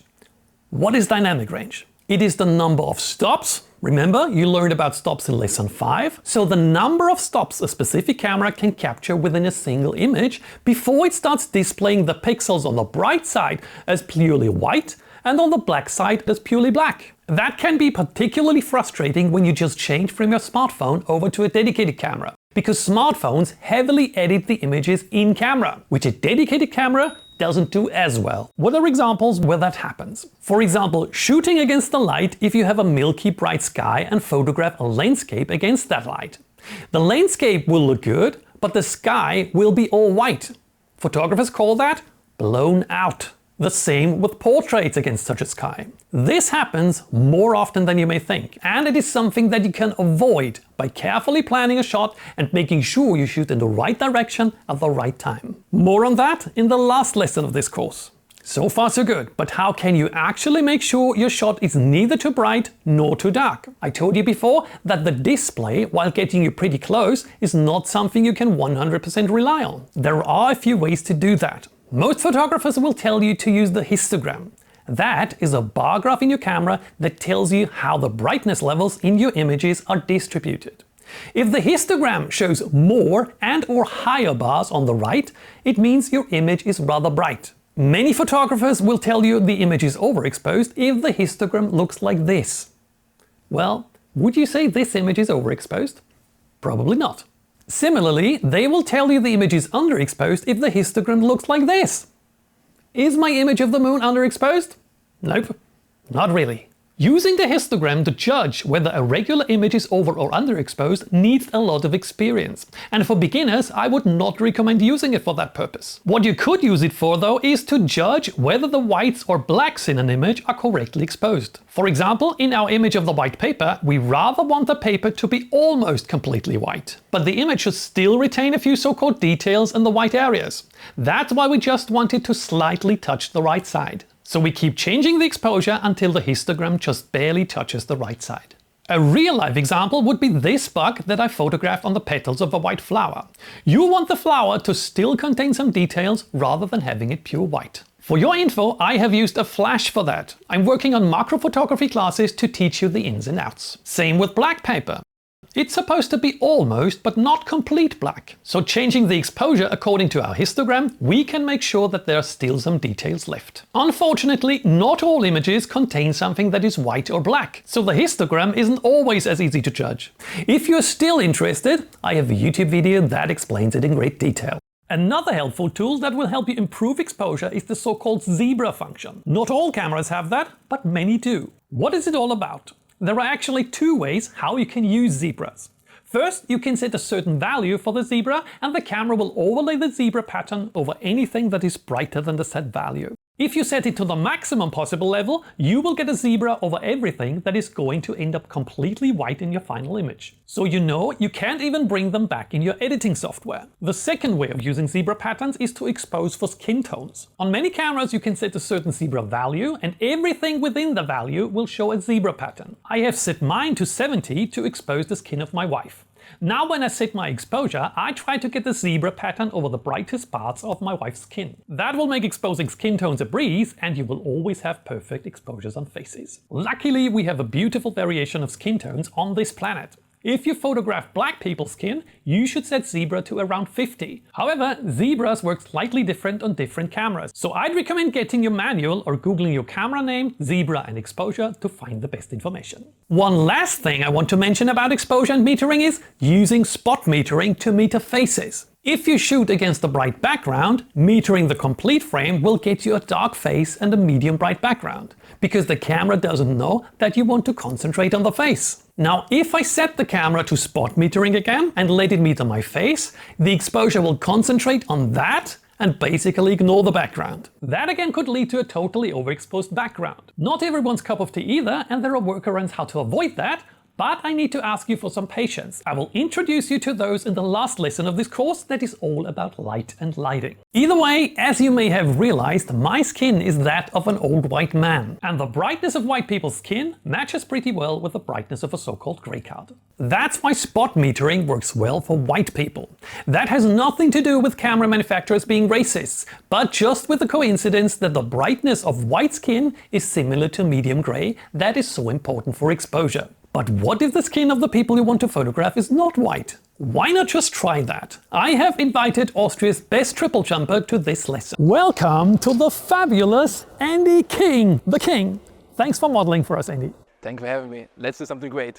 I'm afraid we won't create all that spectacular images today because we will only talk about spot metering, but we will save that for an upcoming flash photography course. If you want to follow the journey of this young amazing athlete who will have probably broken the Austrian record and competed at the Olympic Games by the time you watch this, check out his Instagram at Andy_King1. So if we now do the same as before, namely spot metering Andy's face, we will see that the camera would overexpose the image. Logically it does, because his skin is darker than the medium grey that cameras are calibrated to. But the camera will still try to output it as medium grey. What can we do? You know that already. We can use the exposure compensation. Usually a compensation of -1 to -1 2/3 gives you a pretty good result. Now that you really understand how exposure and metering works, you are prepared for any lighting situation that you will ever encounter. If you still don't fully understand, you know that repetition will help you, and so will the Wolf method. If you have enrolled to the Wolf method, you will now nail everything into your brain with the next drill training. And after that, I will see you in the next lesson, which is the favorite lesson of most people: composition. Before we dive right into it, in case you have been binge watching the other videos, these were the absolute fundamentals of photography. Mastering these is way more important than you may think, because they give you the freedom to get creative, as we will do in the remaining lessons. Therefore, I cannot emphasize enough how important it is to repeat them at least 3 times and always in the correct order. Besides that, use the Wolf method tools that I provide to learn on the fly when you're in the bathroom or walk past your fridge. Okay, so much for talking to your conscience. Now to the fun part: composition. There are certain composition rules, many of which are much older than photography and date back to the old Greek masters of art. They are valid no matter if you photograph, paint, or furnish a kitchen or living room. These guidelines help you make things appealing to your own and other people's eyes. Some people have a natural talent for that, others can learn it like a craft. If you feel you don't have all that much creative talent, I recommend sticking to those guidelines. It is of course always okay to break them, but if you feel like you lack creative talent, it will be rather difficult for you to break the rules and still get good looking images. An important tip when it comes to finding out whether you're talented or not: don't ask your friends or family whether they like your images. They will hardly ever tell you the truth. Seek out real feedback and maybe even ask for harsh feedback from Facebook groups, forums and other sources. That can sometimes hurt, and it doesn't necessarily mean that the people who critique your shots are correct. In the photography world, there are too many self-proclaimed experts who have no idea how bad their own images are, but enjoy putting others down. However, seeking even those people's feedback helps you to stay grounded and question your choices for composition, because only when you do that will you keep experimenting and improving. Now to the composition guidelines. I'll start with the most obvious one, then we go to the more sophisticated ones, and at the end I will tell you my 2 favorite compositional guidelines.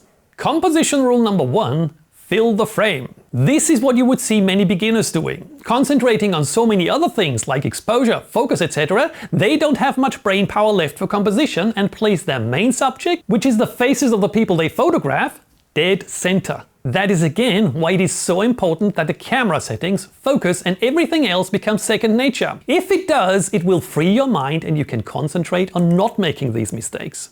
Obviously, cutting off feet while leaving lots of headroom looks a little weird and a lot of space is wasted, particularly at the top. You can easily get closer or zoom in to fill the frame.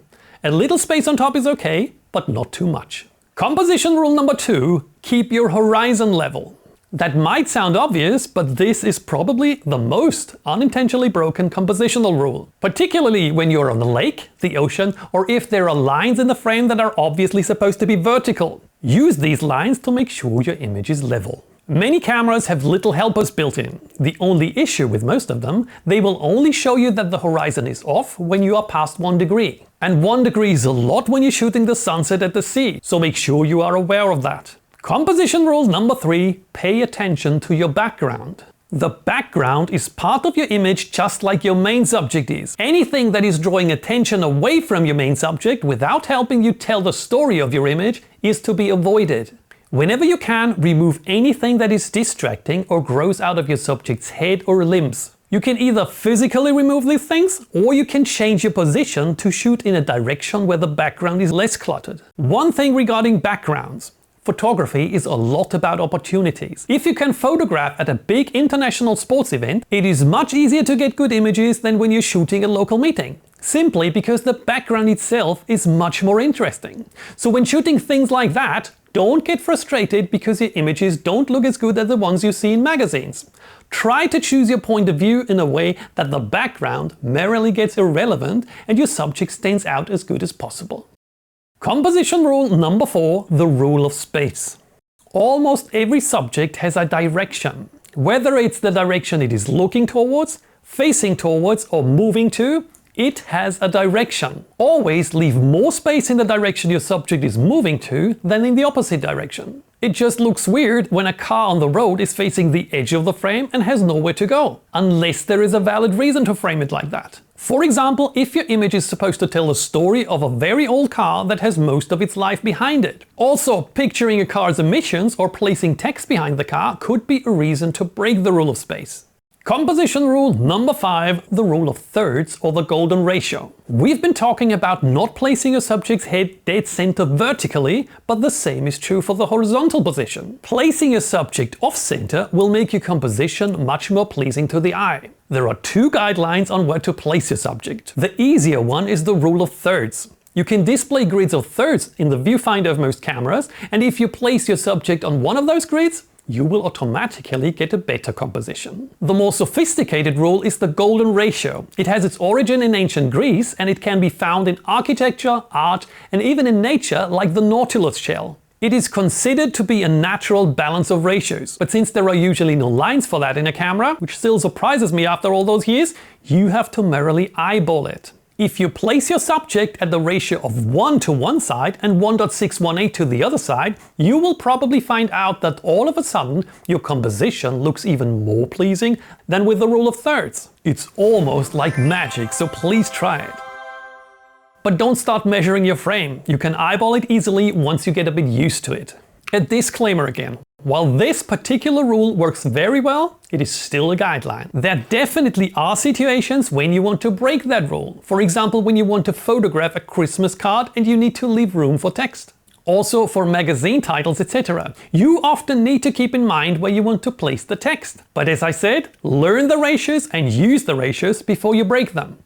Composition rule number 6, symmetry. If something is symmetric, take utmost care to shoot it symmetrically. That means the lens of your camera has to be right in the extension of the exact center of, let's say, a symmetric building.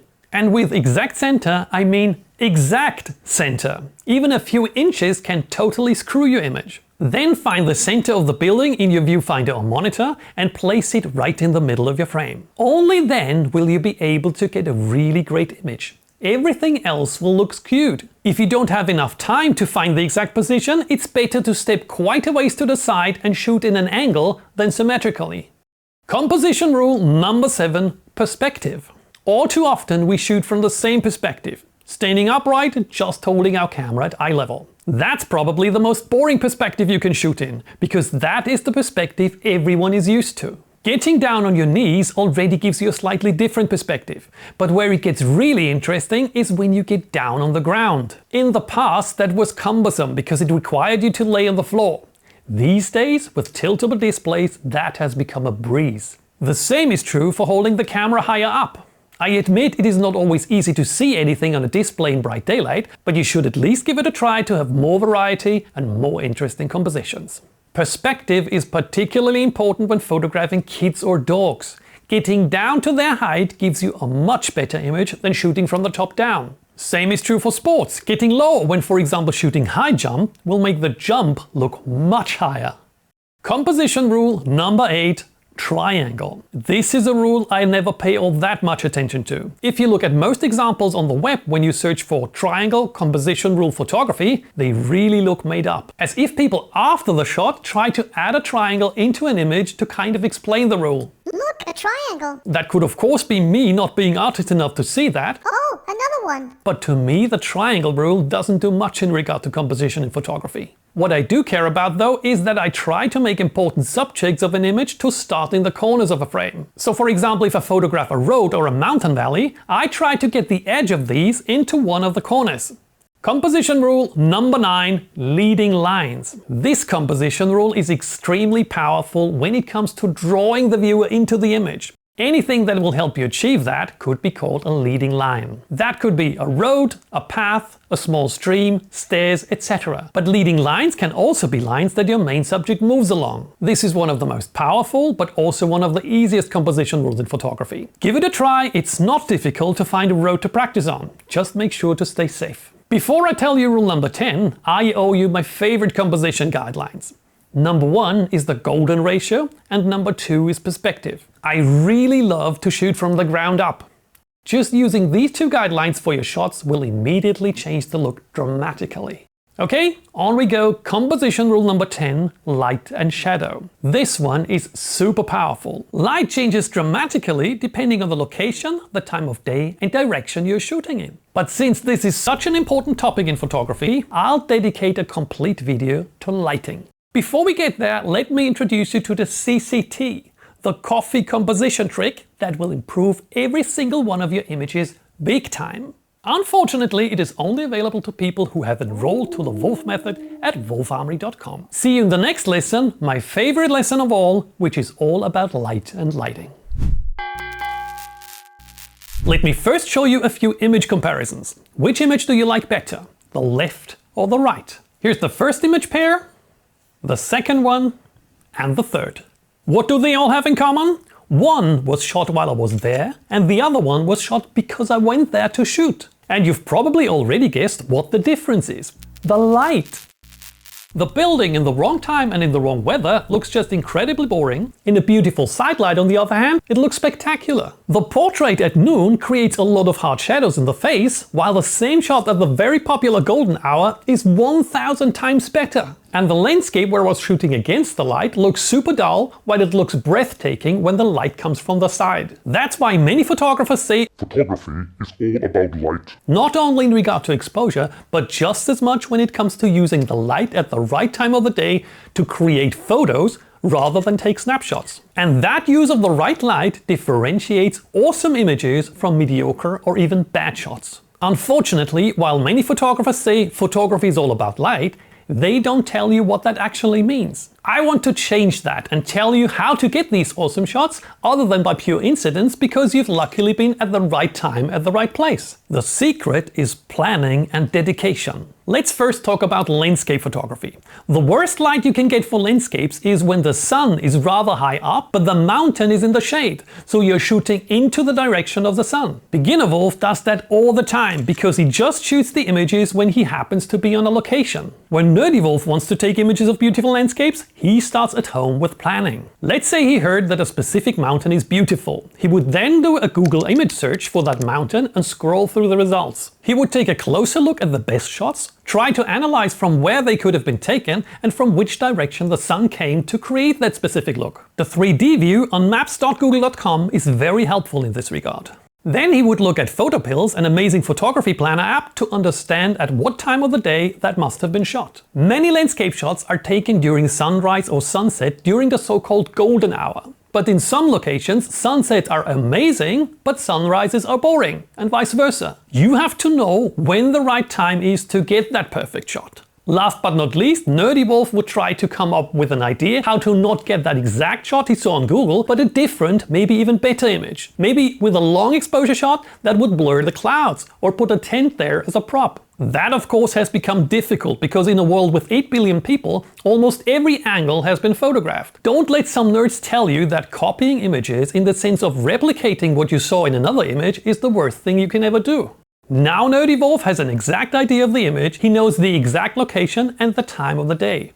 But does that give him the perfect shot? The weather plays a big part in this. A local photographer who lives in a place can go there every single day in every imaginable weather condition. I for one live in the outskirts of Vienna and I own a 365-day climate ticket.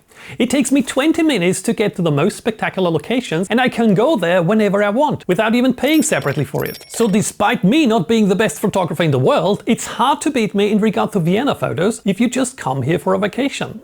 Professional landscape photographers might not live near a location, but they are persistent enough to repeatedly try if they don't get what they want. They go to a place dozens of times to get the image they have in mind. They are incredibly patient and don't give up.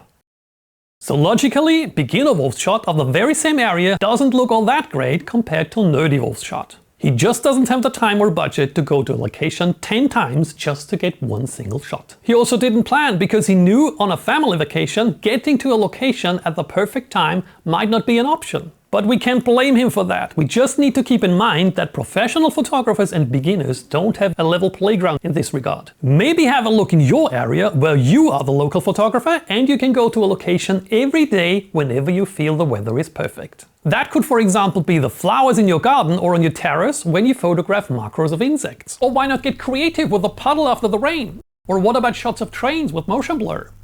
And there is another point when it comes to comparing your shots to those of professionals. Don't forget that many of these shots are heavily edited. What looks boring straight out of camera and nowhere near as exciting as it looked like when you've been on location can be modified to look how it looked and felt like on location. I plan a very comprehensive Lightroom course that might even be online by the time you watch this, so check out my other courses at free-photography-course.com. So much for landscape photography. It gets a lot easier with portrait photography.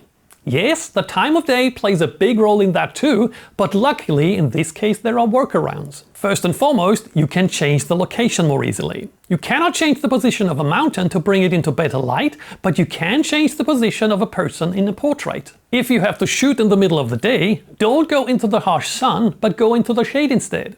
The perfect light during daytime is open shade. Now, what is open shade? That's when your person stands in the shade, but in front of the person everything is open, so that there are no dark areas in front of your subject like trees, etc. Why is that important? Let me show you something. Here I have a whiteboard. If I hold it in front of my face, it will add light to my face because it reflects light into the face. If I on the other hand use a blackboard, I will subtract light from my face because black absorbs light. That's why black is dark. If the area in front of your shade is dark, it will subtract light from your subject. If it is bright and open, it will give your subject a beautiful soft light. But there is something you have to watch out for, and that is color. If your person stands in the shade on a green meadow, his or her face will get a green color cast because the main light source for this shot is the bright green meadow. That can look pretty ugly and you may not even be able to get rid of that in your editing software. That brings us to an important camera setting that we haven't discussed yet. Did you realize you just casually learned that light can have different colors? Let me show you something. Here I have a styrofoam cube. If I hold it like this, you can see that each side of the cube has a different color cast. This side here is mainly lit by the green meadow, so it is green. This side here is mainly lit by the blue sky, so it has a blue cast. Usually when we walk around we don't realize that because our brain levels all those different colors and gives us a rather well-balanced impression of the scene. Our cameras can't do that. They show us the real world. What does that mean for our pictures? For example, early morning the sun is very orange or yellow. If the sun is your main light source, that creates a pretty yellow skin color. At noon, the sun is very high up in the sky and creates a rather white light, so we don't see a color cast unless we're standing in a green meadow. Light at noon in full sun is still ugly though. That's why you should always try to find open shade. If you're standing in full shade, the main light source is the blue sky, and that would create a blue color cast on the skin. We can, however, equalize that color to some degree using a camera setting called white balance. Depending on your camera, there are more or less presets for white balance available. For example, daylight, shade, cloudy or tungsten, also called incandescent, which is the light color of old hot light bulbs. That, by the way, is also similar to the light at sunrise or sunset. What is much more difficult is to balance the light of other sources, for example the green meadow. There is no setting for that. Theoretically, you could use a so-called gray card, hold it in front of the face of your subject and make a so-called manual white balance. Some people will tell you to always set the white balance correctly to equalize the light. For photography, I personally don't do that. I feel equalizing the light very often destroys the mood of a shot. A photo of a family under a Christmas tree has to be somewhat yellow. So does a photo at sunrise. Sometimes you also get mixed lighting. Have a look at this example of a young hawk. Let me just slow down the clip to see the effect better. Look at the white part on the inside of his wings. It constantly changes color because in the shade, the main light source changes depending on the position of his wings between dry brown grass and the blue sky. This is why for the vast majority of my images I either set my white balance to daylight or use auto white balance. What? Yes, most of the time that will give you a really good white balance, but I also bring every single one of my images into Lightroom. I have my camera set to shoot so-called RAW files, which basically means that you can set the white balance later in post. So whenever you can, try to make sure that your main light source is as neutral in color as possible. That obviously is not always the case, and that's one of the reasons why many wedding photographers cheat and make their images black and white. And that again brings us to planning. If you can plan an outdoor portrait, and if you can go location scouting to find the perfect spot or find the perfect time of day, do it. You have a choice when it comes to lighting, and you can do that by planning. Another workaround would be the use of flash. That makes things much easier on the one hand because it makes you less dependent on the light source or location, but on the other hand it makes things more complicated because you have to carry stuff around, you need to make sure that it doesn't fall over in the high winds, and you need to know how to correctly use it. But as a starter, let me just quickly discuss a few basic principles of flash. I will only use one single flash in a dark outdoor environment, as this best shows the light characteristics of flash because there is no light bouncing off walls, etc. I have used myself as a model and shot right in front of our house. Not because I'm so fond of myself or particularly lazy, but rather to show you that there are no excuses to not practice photography. You can easily use yourself. I often do that when I'm experimenting with flash, even when I'm in my pajama. What is important to understand in regard how flashlight looks on your subject is first and foremost the size of the flash, or better said, the size of the light shaper. A small bare bulb flash will create very hard shadows, while a big softbox will create very soft shadows. So a bigger light source creates softer light. But that also depends on the distance between your light source and the subject. You surely understand that the sun is a very big light source. But since it is so far away, it appears as a very small light source instead, and that again creates hard shadows. So if I take this softbox and step further back, you see that it gets smaller and smaller, hence creating harder and harder shadows. That is particularly important when you can't place the light source close to your subject for whatever reason. So the second thing you learned about flash is, the further away the light source, the harder the flash. And when we talk about distances, there is another important fact about flash photography that you need to understand. The further away you place your flash, the weaker is the light output on your subject. Now that might sound logical, because if you're standing on a mountain and use a flashlight, it doesn't reach the next mountain over there. But how big that so-called light fall-off actually is pretty surprising to most people. If you double the distance, you'll only have 1/4 of the light left. If you quadruple the distance, you only have 1/16 of the light left, and so on. That is called the inverse square law. Inverse because it brings the distance, for example 2 under the slash, so 2 becomes 1/2, and square because that number is now squared to become 1/4. So 2 the distance gets you 1/4 of the light. What again doesn't sound all that bad is in fact really bad, because you have learned in previous lessons that cameras don't lie when it comes to light. And losing so much light is something you need to be aware of when choosing the flash that you may want to buy. So the third thing you learned about flash is, the further away the light source, the less light output you will get. Discussing that further and giving you examples of what that really means in different scenarios, particularly when the flash competes with sunlight, fills more than a video, so I will do that in extra lighting lessons. And obviously the position of your flash also has an influence on how it will affect your subject. You can place it higher or lower, behind your subject, at a 45-degree angle, coming from the front, and so on and so forth. Add to that you can combine multiple flashes, and you will quickly understand that we have barely touched the surface. I will soon have a dedicated course about lighting and photography that will teach you all the ins and outs of light. So if you want to continue learning and improving your photography, this is the way to go. Now you probably think that is the end of this beginner photography course. Nope, that's not the case, because as I said so often, learning means repeating. If you don't repeat the lessons or use the drill trainings of my Wolf method to move most of the settings into muscle memory, you will be lost again in 1 or 2 weeks. Only when you repeat will you store your knowledge in your long-term memory. If you enroll to the Wolf method, don't forget to grab your certificate over at wolfarmory.com. However, it was great having you in this course. Thank you for watching this far. See you soon in my lighting classes, macro photography classes, landscape photography classes,